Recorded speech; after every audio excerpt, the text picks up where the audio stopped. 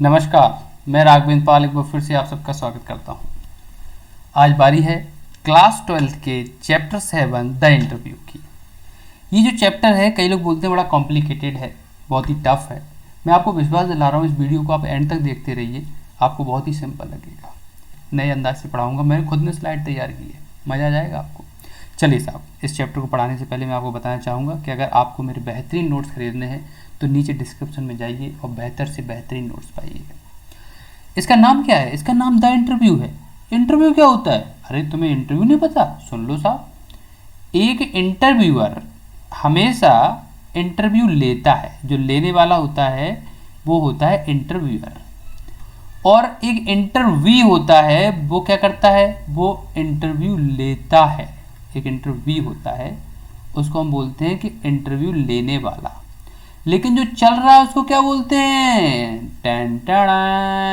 Interview बोलते हैं, उसको इंटरव्यू बोलते हैं। लेकिन आपको पता है कि इंटरव्यू से जो लोग पढ़े लिखे नहीं है वो परिचित नहीं हैं। जो पढ़े लिखे लोग हैं वही परिचित हैं, और खासकर वो बड़े बड़े सेलिब्रिटी, वो तो परेशान है इंटरव्यू से। वो कहते हैं मेरा इंटरव्यू मत लो। पत्रकार हाल अपना माइक लड़ा देते हैं, सर सर ये क्या कहना चाहोगे, वो क्या कहना चाहोगे, लेकिन वो परेशान है। वो कह रहे हैं हमें इंटरव्यू नहीं देना। उनकी जो पर्सनल लाइफ है वो पब्लिक में चली जाती है। तो आपको पता है कि इंटरव्यू को कई लोग अच्छा भी बताते हैं तो कई लोग बुरा भी बताते हैं। तो देखिए साहब, कौन अच्छा बताता है कौन बुरा बताता है। सबसे पहले तो जान दीजिए कि ये जो राइटर हैं क्रिस्टोफर सिल्वेस्टर, ये क्या लिख रहे हैं, क्या बता रहे हैं इंटरव्यू के बारे में। तो देखिए साहब, सबसे पहले तो पार्ट 1 में, मतलब हम 2 पार्ट में इसको पढ़ रहे हैं।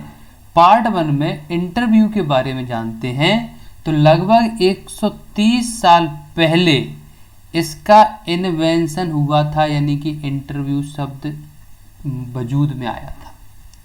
लोगों ने इंटरव्यू लेना शुरू किया, इंटरव्यू यानी कि अंदर के व्यू जानना स्टार्ट किया, उसको बोलते हैं इंटरव्यू। अब अगर हम नॉर्मल बात करें तो इंटरव्यू जर्नलिज्म में यानी पत्रकारिता में सबसे ज़्यादा यूज होता है, कॉमन है वहाँ पे, तो वहाँ पे बहुत यूज होता है। और जैसा कि मैंने अभी आपको बताया कि इंटरव्यू केवल लिटरेट लोगों के लिए है, यानी कि पढ़े लिखे लोगों के लिए है। सेलिब्रिटीज़ की बात करें तो सेलिब्रिटीज़, कई हजारों सेलिब्रिटीज़ का इंटरव्यू होता रहता है, तो कई लोगों का रिपीट भी होता है, उनको बार बार इंटरव्यू लिया जाता है, परेशान किया जाता है, वो तो परेशान हो जाते हैं। अब इंटरव्यू लिया क्यों जाता है? तो इंटरव्यू इसलिए लिया जाता है जिससे कि पर्सन टू पर्सन, मतलब ये तो डिपेंड करता है पर्सन टू पर्सन पे कि इंटरव्यू क्यों करना चाहिए। कोई कहता है करना चाहिए तो कोई कहता है नहीं करना चाहिए। अब देखिए साहब, सेलिब्रिटीज़ क्या कहते हैं। तो कई ऐसे सेलिब्रिटीज़ हैं जिनके बारे में ऑथर कह रहा है कि वो तो डरते हैं, वो कहते हैं ना ना ना हमारा इंटरव्यू मत करना। तो कौन कौन से सेलिब्रिटीज़ हैं, वो क्या कह रहे हैं? तो सेलिब्रिटीज़ कई सारे हैं जो हेट और हॉन्टेड यानी कि नफरत करते हैं और डरते हैं इंटरव्यू से, जैसे BS नायपॉल। ये एक बहुत फेमस है। ये कह रहे हैं मैं तो घायल हो जाता हूँ, वाउंडेड हो जाता हूँ, जैसे इंटरव्यू का नाम सुनता हूँ तो इंटरव्यू सुन के मैं घायल हो जाता हूँ। वहीं पे लुइस कैरोल कह रहे हैं कि हॉरर ऑफ द इंटरव्यूअर। अरे भैया मुझे तो डर लगता है इंटरव्यूअर से। Not to try to be famous, हमें नहीं होना फेमस, हमें तो डर लगता है इंटरव्यूअर से। वहीं पे रुडयार्ड किपलिंग क्या कह रहे हैं? रुडयार्ड किपलिंग कह रहे हैं कि मुझे नफरत है इंटरव्यू से, मैं कभी नहीं देना चाहूँगा इंटरव्यू। अब वो कह रहे हैं कि मुझे याद है कि मेरी वाइफ कह रही थी कि 14 अक्टूबर 1892 को 2 रिपोर्टर्स मेरे पीछे आते गए, उनने पीछा नहीं छोड़ा। मैं परेशान हो गया, मैं सेलिब्रिटी के नाम पर, मतलब ये लगता है कि मैं क्यों सेलिब्रिटी बना। तो ऐसे ऐसे विचार हैं लोगों के, जो सेलिब्रिटीज़ हैं उनके ऐसे विचार हैं इंटरव्यू के बारे में।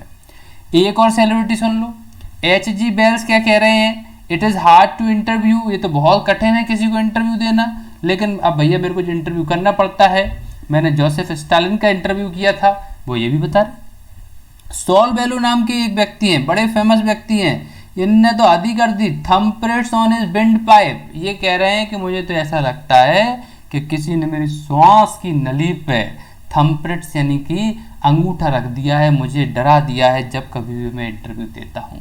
अरे भैया भैया ऐसे ऐसा डर।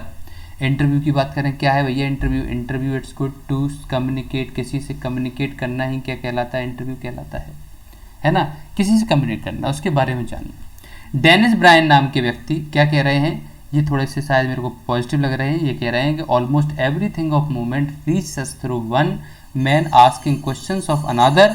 अगर हम इंटरव्यू की बात करें तो इंटरव्यू का मतलब होता है कि एक व्यक्ति जब दूसरे व्यक्ति से क्वेश्चन पूछता है उसको बोलते हैं इंटरव्यू। डेनिस ब्रायन कह रहे हैं कि ये इंटरव्यू बहुत ही सही है। चलिए आप चलते हैं सेकंड पार्ट की तरफ। ये सेकंड पार्ट क्या कह रहा है, इस पार्ट में ये बताया गया था कि इंटरव्यू क्या है। ठीक है, चलिए सेकंड पार्ट की तरफ चलते हैं। आ गए पार्ट नंबर 2, यानी कि पार्ट 2 पे आ गए। द इंटरव्यू का पार्ट 2 है। पार्ट फर्स्ट हमने क्लियर कर ही लिया है, इंटरव्यू के बारे में समझ लिया क्या होता है इंटरव्यू, कितने लोग खौफ खाते हैं, कितने लोग डरते हैं, कितने लोग पसंद करते हैं। अब सेकंड पार्ट में, इसी चैप्टर के सेकंड पार्ट में हम ऐसा करते हैं कि इंटरव्यू जान लेते हैं। हम क्या करते हैं, किताब में दिया है इंटरव्यू हो रहा है किसका, अम्बर्टो इको का। अम्बर्टो इको कौन है, नाम नहीं सुना, सुन लो, प्रोफेसर हैं, बहुत फेमस है यूनिवर्सिटी में, इटली में एक यूनिवर्सिटी है उसमें बहुत फेमस प्रोफेसर हैं और इनका तो नाम है, स्कॉलर हैं, ये ज्ञानी है, बहुत ज्ञानी। सेमियोटिक्स पे यानी कि इन्होंने स्टडी ऑफ साइंस पे तो बहुत नाम हासिल किया है। इनका इंटरव्यू होने वाला है और लेने वाले हैं मुकुंद जी। मुकुंद जी कौन है, द हिंदू के राइटर हैं भैया, ये लेने वाले हैं। तो देखते हैं साहब, इनका बहुत नाम है अम्बर्टो इको जी का, जो लिख रहे हैं I am a professor who writes novels on Sundays. क्यों लिख रहे हैं जानते हैं भैया, पहुंच जाते हैं सीधे इंटरव्यूअर की तरफ, इंटरव्यू की तरफ। और इंटरव्यूअर हैं मुकुंद, तो दूसरी तरफ अम्बर्टो इको आपके लिए तैयार हैं जवाब देने के लिए। पहला क्वेश्चन मुकुंद की तरफ से, David Lodge tells you about you how only one person can do so many works at a time, you are one man army. Umberto Eco ji ये बताइए कि डेविड लोज का आपने नाम सुना होगा, वो आपके बारे में कहते हैं कि एक मतलब ये एक व्यक्ति है, पर्सन है, वो इतने सारे एक साथ काम कैसे कर सकता है जैसे आप कर रहे हो, क्या आप वन मैन आर्मी हो। तो अम्बर्टो इको कहते हैं नहीं नहीं, I don't think, I always do same thing, no no, मैं वन मैन आर्मी तो नहीं हूँ, मैं तो एक जैसे काम करता हूँ। व्हाट्स दैट, तो बता तो दीजिए क्या काम करते हो। देखिए इट्स डिफिकल्ट टू टेल, ये थोड़ा सा कठिन है बताने के लिए, बट मैं ट्राई करता हूँ। I am interested in philosophy, आपको पता है मैं फिलॉसफी में बड़ा इंटरेस्टेड हूँ, सो आई राइट बुक्स ऑन इट, इसलिए मैं उस पर किताबें में लिखता हूँ। And my books teach children truth and non violence, और मेरी किताबें हमेशा बच्चों को ट्रुथ और नॉन वायलेंस यानी कि सत्य और अहिंसा सिखाती हैं। I am telling my life secret if I remove all materialistic things. देखिए मेरी ज़िंदगी का एक सीक्रेट मैं आपको बताता हूँ, जितनी भी आसपास मटेरियलिस्टिक थिंग्स हैं, घर गाड़ी बंगला, ये सब मटेरियलिस्टिक थिंग्स कहलाती हैं, इनको हटा दिया जाए तो मेरे पास क्या बचेगा, सिर्फ और सिर्फ एक मुट्ठी में जो खाली स्पेस है वही बचेगा, और तो कुछ है नहीं है।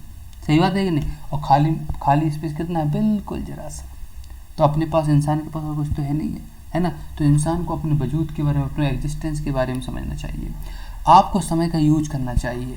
एक बिल्डिंग का एग्जाम्पल ले रहे हैं, वो क्या एग्जाम्पल ले रहे हैं कि जब मैं ऊपर मंजिल पे रह रहा हूँ और कुछ मेरे से कोई मिलने आता है, तो कई लोग क्या करते हैं, जब कोई मिलने आता है तो उसका इंतज़ार करने में समय व्यर्थ कर देते हैं।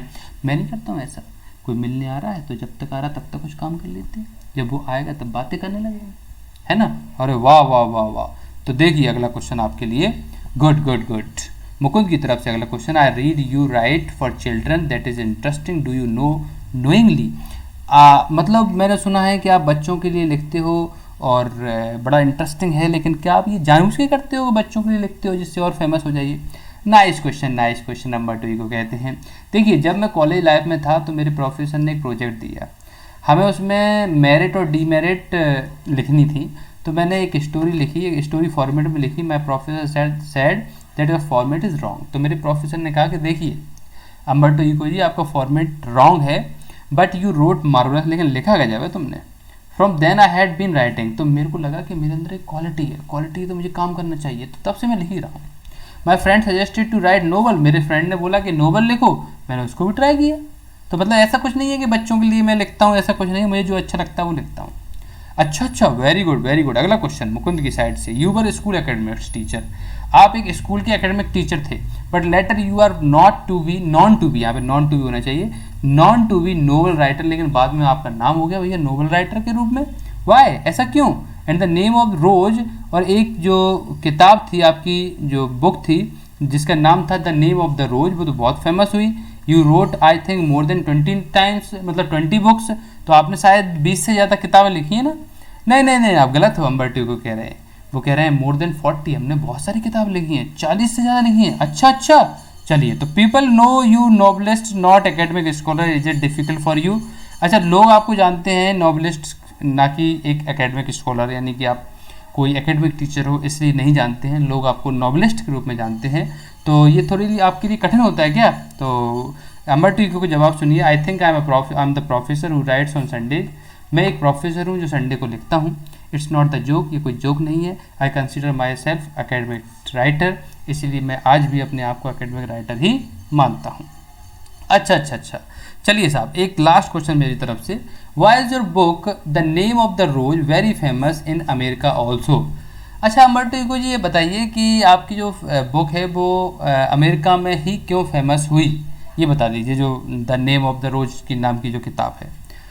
I think media publishers should know, मुझे लगता है मीडिया पब्लिशर्स को पता होना चाहिए। आई लाइक कॉमेडी, मैं तो कॉमेडी को बहुत पसंद करता हूँ, बट बोर्ड व्हेन रिपीटेड, लेकिन कभी भी अगर कॉमेडी रिपीट होती है तो मेरे को बड़ी बुरी लगती है ना। इट इज़ फेमस, अगर मेरी किताब फेमस हुई है, I think is because of the correct time, तो हुई है, तो क्यों हुई है? क्योंकि मैंने करेक्ट टाइम पे पब्लिश करवा दी है। और कोई काम अगर करेक्ट टाइम पे हो जाए तो उसका एक अलग ही काम रहता है, वो दिन पे दिन नाम करता है ना। तो ये था हमारे अम्बर्टो इको जी का इंट्रोडक्शन और इंटरव्यू। आशा करता हूँ आपको समझ में आ चुका होगा। Thank you very much, thanks a lot.